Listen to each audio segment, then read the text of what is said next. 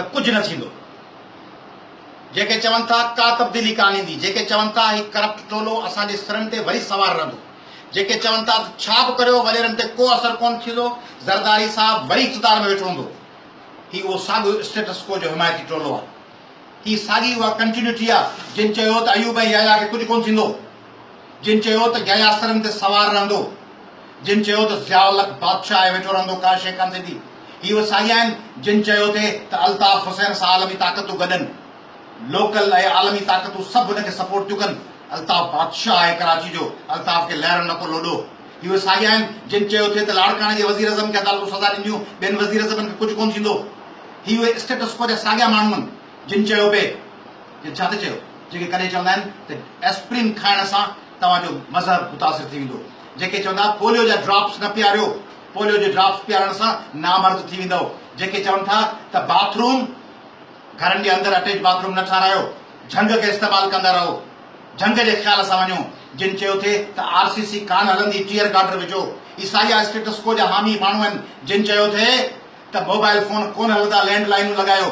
ही उहे साॻिया माण्हू आहिनि जेके चवंदा आहिनि नियाणियुनि खे न पढ़ायो, ऐं पोइ जॾहिं हुननि जूं नियाणियूं पढ़ी वेंदियूं आहिनि ख़ानदान मां तॾहिं हुननि जा वारस थींदा आहिनि। चवंदा आहिनि अंग्रेज़ी में त defeat is an orphan and victory has many godfathers, फतह जा सभु वारस आहिनि, victory has many godfathers, ऐं शिकस्त यतीम हूंदी आहे, को धणी धोणी कोन थींदो आहे, पोइ जॾहिं फतह ईंदी आहे ही सभु वारस थींदा आहिनि। ही तव्हांखे चवंदा त अकेला आहियो तव्हां केरु कोन्हे, अयाज़ती फलीजा तोसां हज़ारे गाॾियुनि जा काफ़िला कोन्हनि, फलाणा उमे रुबाब तोखे केरु थो पुछे, ओ फैरोज़ा तोसां गॾु कहिड़ी कोन्हे, ओ बेदल मसरूर लियाकत मीरानी रस्तनि ते हलो पिया, ओ अयाज़ती फलीजा मिडिल क्लास खे केरु कोन गॾु थींदो, वॾेरनि जूं कतारूं आहिनि, सभु मैनेज थियल आहिनि, प्रिज़ाइडिंग ऑफिसर ख़रीद थियल आहिनि, फलाणो ख़रीद थियल आहे, DC ख़रीद थियल आहिनि, SP ख़रीद थियल आहिनि, ही तव्हांखे डिॼारींदा।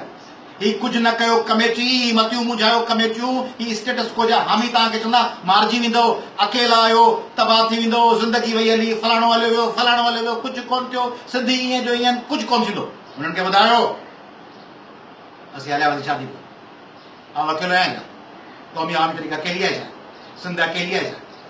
लखे करोड़े सालनि खां माण्हू विढ़ंदा आया आहिनि, ऐं दुनिया में तब्दीलियूं अकेलनि माण्हुनि आंदियूं आहिनि। दुनिया में वॾा जाइंट्स जेके हुआ से पहिरीं कमज़ोर हुआ, लावारिस हुआ, बेवस हुआ, माण्हू कोन हुआ, तंहिं करे ॿुधायूं त बेमौत मुआ